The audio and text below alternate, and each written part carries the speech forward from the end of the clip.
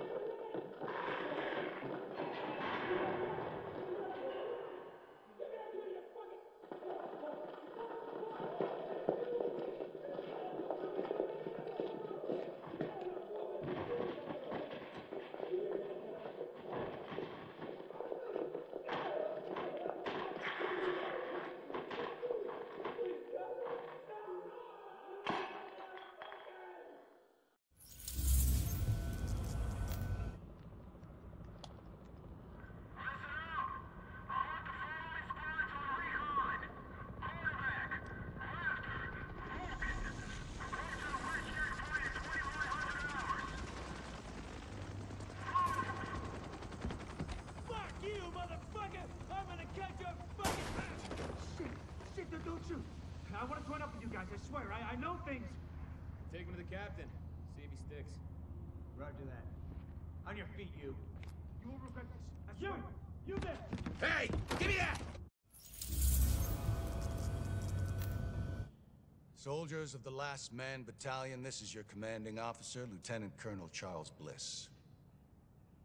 There were those among us who were angry when the decision was made to leave us behind. Leave us to die, as some people said.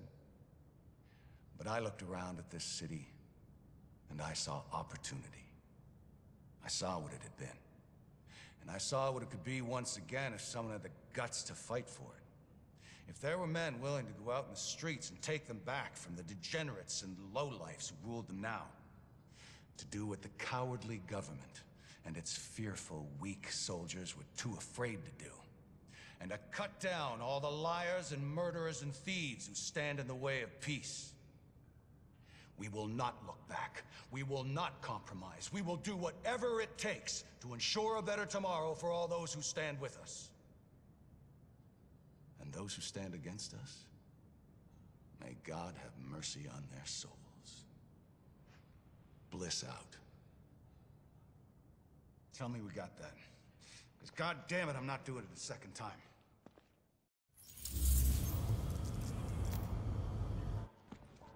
One cut.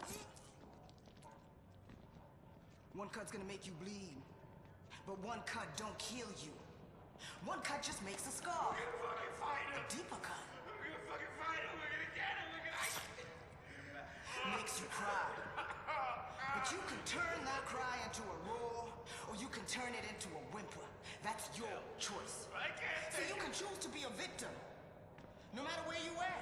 I can't take Top of the it. penthouse, in a prison cell, or even free. Roaming your own streets again. Complain about the cold, the rats. Complain about who's in charge. Some people want to stay the victim. They want to cry. I'll give you what you want. You want to be the victim? Well, I'll make you one. I'll make you one. Me? I'ma take what's mine. They say this disease is a tragedy. They say it's the end of the world. Oh, yeah. This disease is our teacher. Teaching the uniforms that they done. Teaching us to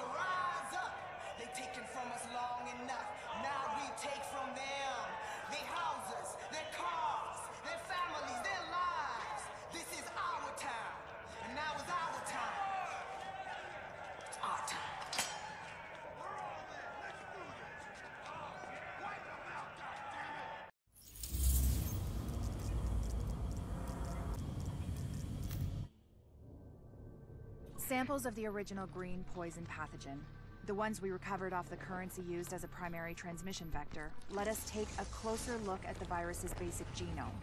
What I found was clear evidence the bug had been manufactured. There's genetic material there from a half-dozen other pathogens, bolted onto smallpox to make a more efficient killing machine.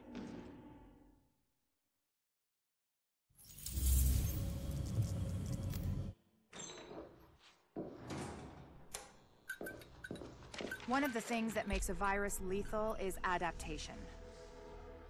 Rapid mutation makes it harder for antibodies to identify and drugs to kill. What we're seeing in the samples you pulled from the population at the train yard is the degree of genetic drift green poison is already experiencing, and it's significant, which means it'll be that much harder to find a vaccine.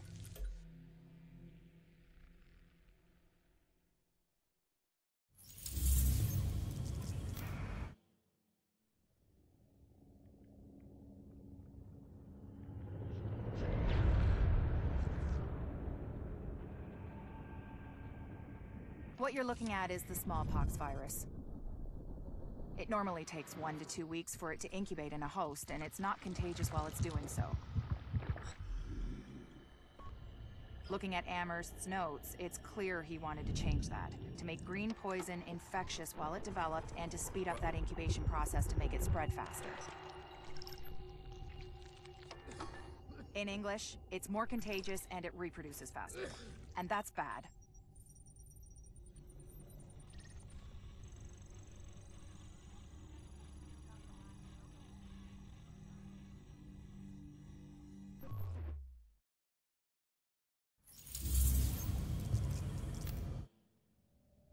We've got confirmation that green poison wasn't bred. It was coded.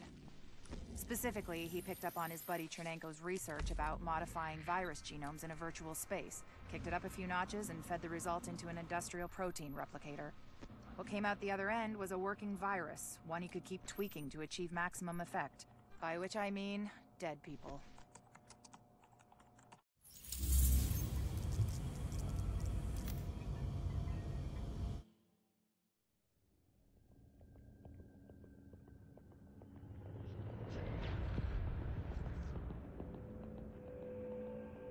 What you're looking at is the smallpox virus, one of the deadliest pathogens on the planet. For centuries, it did a wonderful job of helping keep the human population in check. But times change, and sometimes Mother Nature needs a hand in improving her creations. Like, say, speeding them up a little bit, making them contagious when they should be quietly incubating in a host, or making them more lethal.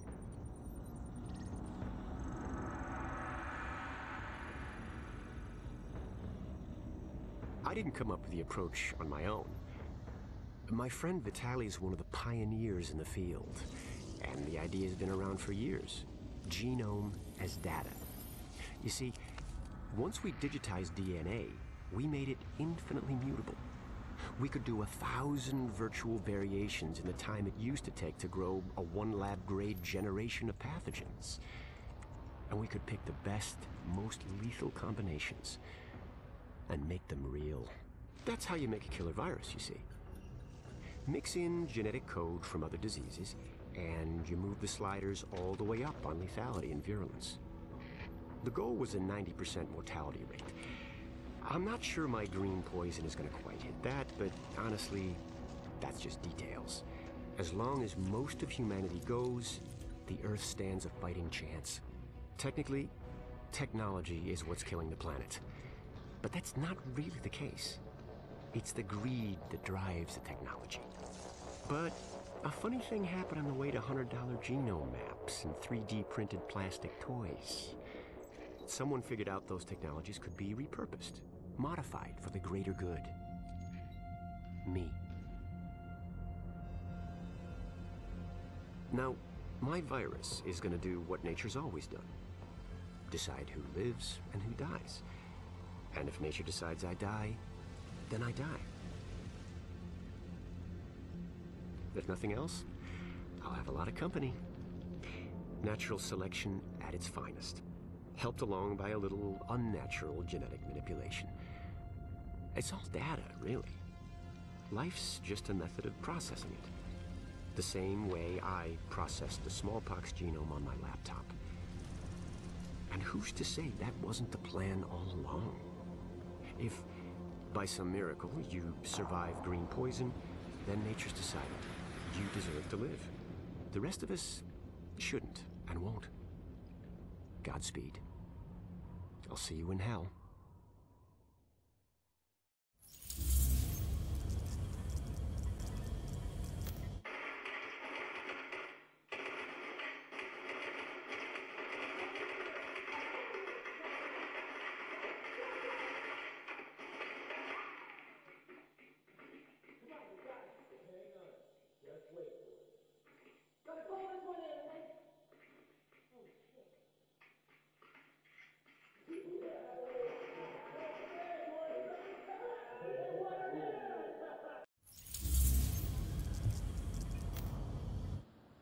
Can't believe the bullshit that went down in the dark zone at the end there. I know.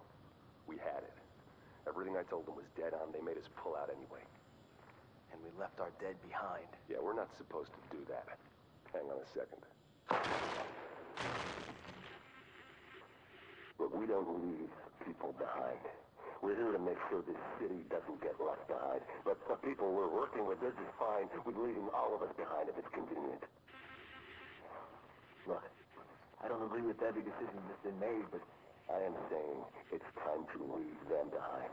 Their model doesn't work anymore. If we're smart, we cut it loose before it tracks us down, before it kills us. You're talking treason. I'm talking common sense. Look around. There's nothing left to save.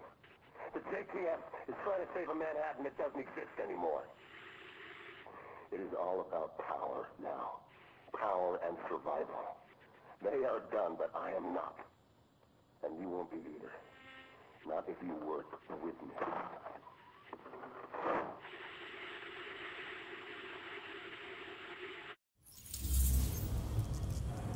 I think we need to modify the terms of our agreement. Why, Colonel? It seems to be working perfectly well so far. You get the support of my people and their gear with field intel you couldn't dream of 6 weeks ago. I get a base of operations, a place on what's going to be the winning side, and the occasional use of your manpower as needed. Not to mention the occasional surface-to-air missile.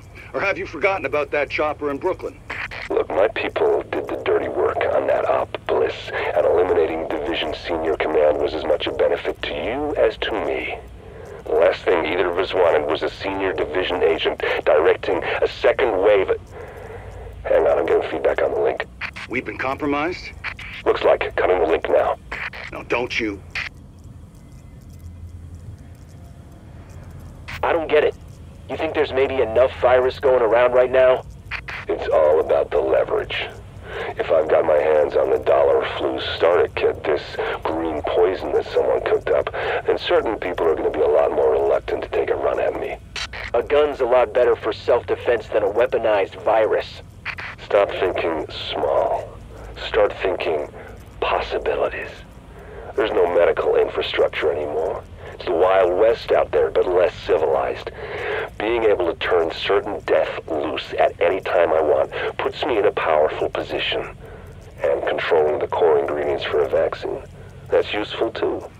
So you might kill even more people. Who's gonna notice? It's not the killing, it's the threat of being able to kill. And giving them the hope they might be saved.